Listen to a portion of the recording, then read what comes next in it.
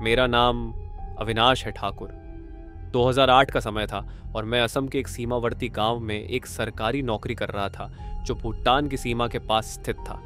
वह दिन भी एक सामान्य दिन की तरह शुरू हुआ था। दोपहर के 3 बजे थे और मैं अपनी मोटरसाइकिल पर सवार होकर घर की ओर लौट रहा था। रास्ता सुनसान था और चारों ओर सिर्फ बांस के घने जंगल दिखाई दे रहे थे।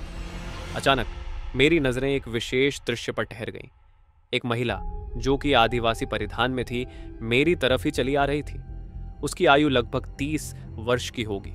मैंने जब उसे ओवरटेक किया तो सहज जिज्ञासा से मैंने पीछे मुड़कर देखा। पलक झपकते ही वह महिला गायब हो गई थी।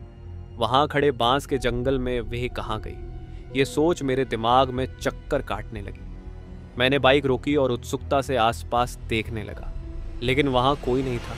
उस शाम को मैंने खाना खाया और कुछ देर वीडियो गेम खेलकर समय बिताया। सब कुछ सामान्य प्रतीत हो रहा था, लेकिन रात में कुछ अजीब हुआ। रात के लगभग 1 बजे मैंने अपने कमरे में एक सरसराहट सुनी, जैसे कोई पर्दे के पीछे छिपा हो। मैंने नजर घुमाई, लेकिन वहां कुछ नहीं था। फिर मैं सोने चला गया। रात के 3 बजे मुझे एक गहरी बेचैनी ने जगा दिया। मेरी आंखें खुलीं, लेकिन मैं अपने शरीर को हिला नहीं सकता था। Sleep paralysis. तभी मुझे अपनी पीठ के पीछे से ठंडे हाथों का स्पर्श महसूस हुआ। एक ठंडी सांस मेरी गर्दन पर महसूस हुई और एक मधुर लेकिन डरावनी आवाज ने कहा, तुम मुझे नहीं जानते, लेकिन मैं तुम्हें जानती हूं। मैंने डर के मारे कहा, कृपया मुझे अकेला छोड़ दो।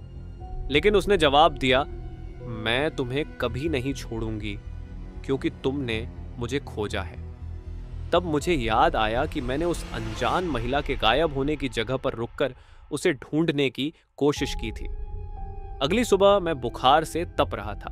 मैंने ऑफिस जाने का विचार त्याग दिया और एक स्थानीय तांत्रिक से सलाह ली। उसने मुझे बताया कि जो आत्माएं असमय मर जाती हैं, वे अक्सर अपनी मौत के बाद भटकती रहती हैं और अपने पास आने वाले किसी भी व्यक्ति पर अपना गुस्सा निकाल सकती हैं। तांत्रिक ने मुझे कुछ राख दी और कहा कि मैं इसे अपने घर के प्रवेश द्वार और बिस्तर के पास छिड़क दूं और 7 दिनों तक न छुए। मैंने वैसा ही किया और उसके बाद मुझे फिर कभी उस आत्मा का सामना नहीं करना पड़ा। यह घटना ने मेरी आंखें खोल दी। हम जितना समझते हैं उससे कहीं अधिक रहस्यमयी चीजें हमारे आसपास मौजूद हैं।